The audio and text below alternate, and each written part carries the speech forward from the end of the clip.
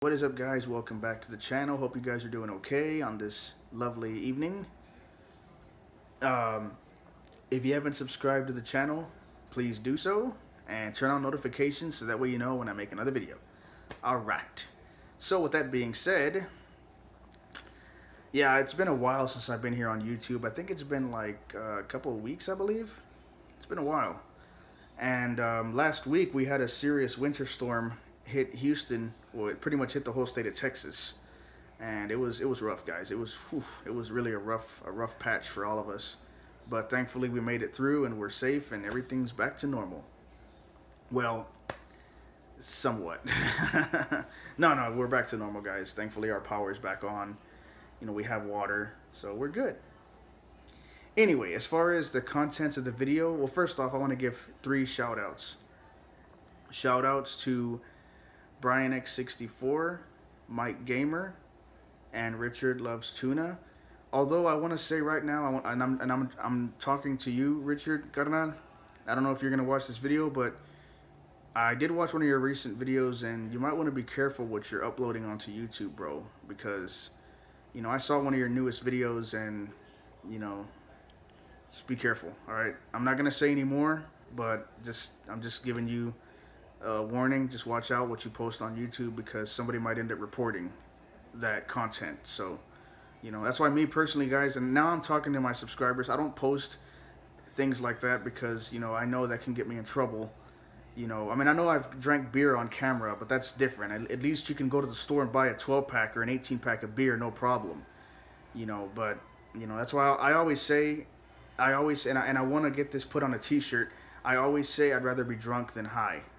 Because, you know, thankfully with alcohol, it stays in your system for like a couple of days, but the other stuff, it's like a whole month. And, you know, it's not to mention it's an expensive habit, and it's unhealthy. Well, maybe not unhealthy, but, you know, THC unhealthy, you know what I mean? But you guys get what I'm saying. But that's another topic for another day. But, you know, and again, I'm not bashing anybody who does that stuff, but, you know, me personally, I don't do it because I know I can get in trouble for that. You know, plus I work at a grocery store, and, you know, but anyway, that's aside for the point. Anyway, the video that we're doing today is my top reasons, or not top reasons, but my reasons why I think Tommy Dreamer is amazing. Tommy Dreamer. In case you're wondering who Tommy Dreamer is, he is a ECW legend. He was a wrestler for ECW from its beginning all the way to the end of it, and he was born in Yonkers, New York. I had to let that New Yorker impression, sorry.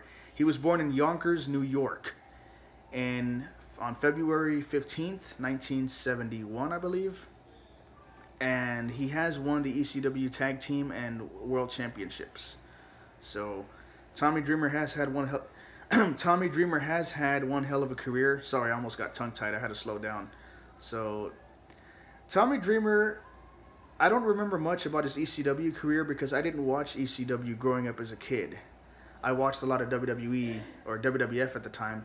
Oh, if you hear voices in the background, or if you hear Steve Harvey's voice, my grandma's watching Family Feud. So, anyway, so I always watched WWF, SmackDown, because at the time I didn't have cable, and WCW was on TNT or whatever. So I really didn't care too much for WCW, with the exception of Goldberg. Goldberg was the only guy I really watched, and the NWO. But anyway, so Tommy Dreamer, when I saw him for the first time on that episode of SmackDown from 2000, when he had tried to attack Triple H, I knew I saw him. I'm like, wait, this guy, he looks like he can go, like he can whip somebody's ass. You know, Tommy Dreamer just had that look, like, you know.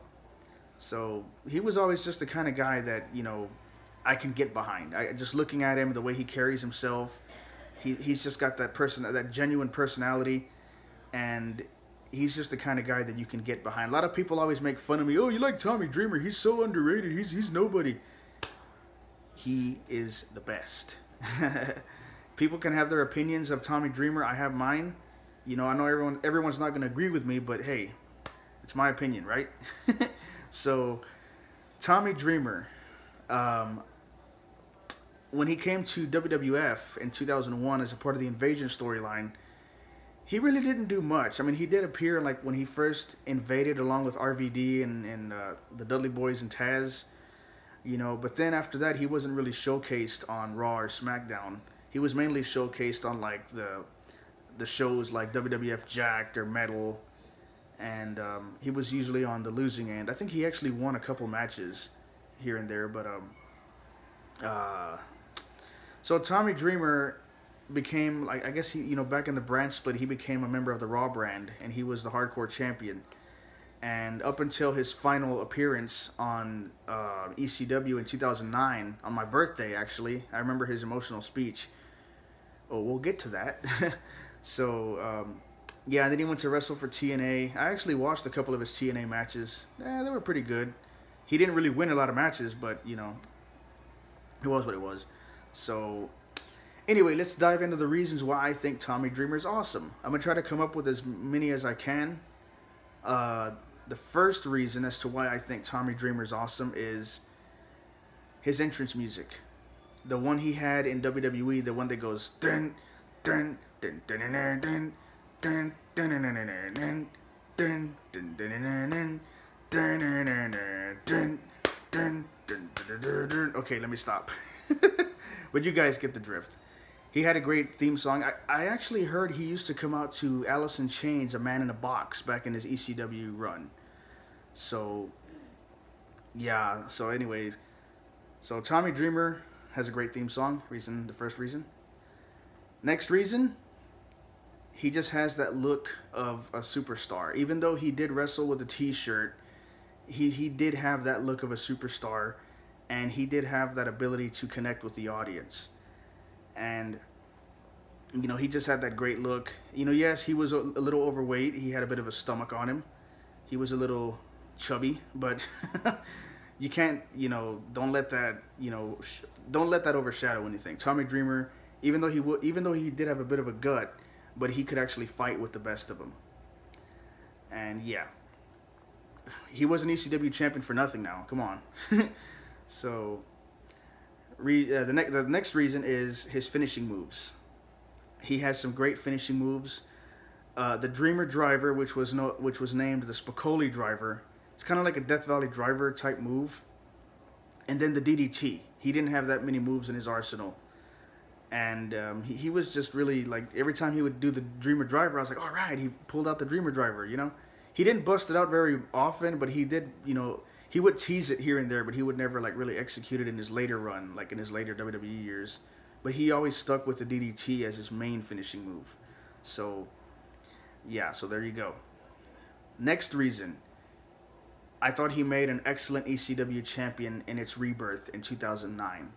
Because if you guys remember, I don't know if you watched ECW back in that time period, he actually did have a deal where he would, I don't know if it was a part of the storyline or if it was for real, but he had a contract that was running out in ECW. And he actually said that if he would not win the ECW championship, then he would leave ECW. So, finally, on the Extreme Rules pay-per-view in June of 2009, he defeated Jack Swagger and Christian for the ECW championship.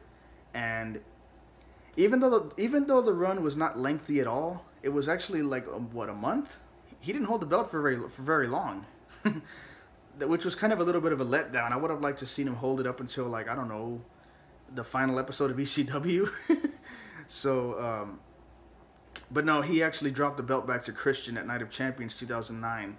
So, but he did make a good ECW champion despite his short run. So, yeah, it should have gone longer. If I was booking it, I would have had him hold the belt up until Royal Rumble or something, or, like, you know, not SummerSlam, because SummerSlam, you know, it would have been too soon, because he barely won it at Extreme Rules. He could have at least held it up until, like, I don't know, TLC or Royal Rumble, or, like I said, maybe he could have lost it on the final episode of ECW. He still could have lost it to Ezekiel Jackson, you know. So, yeah, I might do a video on Ezekiel Jackson and my thoughts and how he failed in WWE.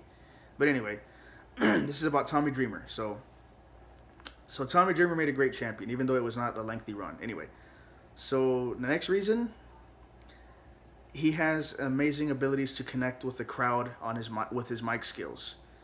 So whenever Tommy Dreamer talks, you listen, and he always has that aura, that ability to connect with the audience. And even though sometimes he does get a little bit too emotional, yeah, I mean, I'm not laughing at Tommy. I'm just saying, it's like he does tend to get a little too emotional in certain situations. Like, for example, when he won the ECW title from Taz, even though that run was very short because he lost it to Justin Credible. So, but he literally he breaks down. Oh, thank you so much. It's like, yeah, that's one thing about Tommy. He gets he gets very emotional, which me personally, I'm not a big fan of all of that. I'm not, but hey, he's a human being. It just like for me, I don't do that all the time because it's like, But for Tommy, I guess sometimes he just lets emotion overwhelm him. Same thing with Big Show. Big Show's been known to get way too freaking emotional, So and I remember he made his farewell speech where he got emotional, and then I think he brought his two daughters out. So yeah, Tommy Dreamer is actually married to Beulah McGillicuddy from ECW. And then, of course, another promo where he got emotional was in TNA when he made that speech where he was like, "Oh, 38 years old, this." I don't know what the promo was about, but he just broke down, he just broke down in tears. And no, I'm not making fun of him. I'm just it's just one of those things that sometimes like I said, I'm not making fun of the guy, but sometimes he gets he gets way too emotional when it's not necessary. But it is what it is. He's a human being after all. I still love you, Tommy Dreamer. So the next reason is he always had great people to work with, and he always made the person he worked with look good. Tommy Dreamer has Tommy Dreamer has that ability to put people over. He's not greedy. He's not the kind of guy that hogs the spotlight. And that's one thing I like about Tommy Dreamer. He always puts young talent over, especially when it was, back in ECW when it was relaunched in 2006. He put over a lot of people, Now, me personally, I didn't really approve of that at the time because I would have loved to seen Tommy win a few matches, so, but it was what it was. Dreamer's a nice guy. He's very generous. He's the kind of guy that he'll give you the shirt off his back if the time were to come. That's how nice Tommy Dreamer is. So he puts people over, and yeah, he's not greedy. He doesn't think about himself. So yeah. Next reason. I'm trying to think. I should have probably wrote it on a piece of paper or something, or have my sister write it down. I'm not really good at these lists. Oh man, kind of drawing a blank here. Crap. Oh, man. I guess that's it, guys. I'm trying to think. There's a lot about Tommy Dreamer that makes him great. Oh, man. Let's just be straight up. Tommy Dreamer is one of the greatest wrestlers. Oh, I just thought of something. He's never been a bad guy. I think he was during the Invasion storyline, but for the most part of his career, he's always been a fan favorite. Unlike Roman Reigns. God damn you, Roman. Anyway, so, yeah, for you Roman Reigns fans, I don't want to hear any crap in the comments. Just calm down. But anyway, it's funny, let me address this situation real quick. It's funny how these fans, they were all upset and angry with Roman when he was a fan favorite. And now that he's a bad guy, he's like their number one fan. Like, he's their number one wrestler. I guarantee you, once Roman turns good again, they're going to turn their backs on him. I know. I'm not stupid. I know how the wrestling fans are. But that's another topic for another day. I'm gonna do a video on that soon. Stay tuned. I don't know when, but it's going to happen. Unless out of the blue Roman turns good, but I doubt it. But anyway, as long as he remains a bad guy, I'm going to continue to bash him, But as far as, yeah, back to Tommy Dreamer. For the most part of his career, he's always been a good guy. He's always been a fan favorite, and I like wrestlers like that, So, I don't know if he's ever been a bad guy with TNA, because I didn't really watch that much TNA. like TNA, I watched it periodically throughout like 2009, 2010. I kind of stopped watching in 2011. So, you know, I did watch the majority of his run in TNA, and I did watch some YouTube videos on YouTube of him with his TNA run. Because I know he went back to work with them, I think it was like 2014 or something like that, I don't remember. But anyway, so I think that's going to wrap up the video, guys. Yeah, Tommy Dreamer is the best. One of my favorite wrestlers. I think he's great. It's a shame that WWE didn't showcase him like he should have been. Because if you ask me, Tommy Dreamer should have been a freaking world champion, like the WWE champion. Maybe that's a little going too far, but I don't care. Tommy Dreamer should have been showcased better. He should have been held up to a higher regard. He could have been showcased on every major pay-per-view. Well, WrestleMania and the Royal Rumble are the only two pay-per-views I care about. SummerSlam and Survivor Series are gay. But anyway, Tommy Dreamer should have been showcased a lot better than he was allowed to. But other than that, I still love and respect Tommy Dreamer, one of my favorite wrestlers from the ECW era. And I know a lot of people may disagree with me, but you know what? It's fine. Everybody has their opinion. Everybody has their wrestlers, their lists, you know. I may do a top 10 list of my favorite wrestlers here on YouTube. Stay tuned for that. But anyway, guys, I think I've rambled on long enough. I tried to think of more reasons, but unfortunately, I kind of ran out. Watch when I freaking shut off the camera, something's going to pop up. Oh, I should have said that on camera, you know. That always happens. But anyway, thank you guys for watching. I love you all to death. Make sure to subscribe to the channel. Shout outs to Brian X64, Mike Awesome, and Rick. Richard Loves Tuna. So, oh, and shout out goes to Matt Ramon. His channel is called The Bok Choice. Hopefully I'm saying that right. But anyway, so you guys take care, be safe, stay warm. I don't know, hopefully it's not cold, and you know, hopefully you guys ain't experiencing frozen temperatures, but just be safe, guys. Thank you very much for watching. God bless you all, and take care, and see you next time. Adios, amigos.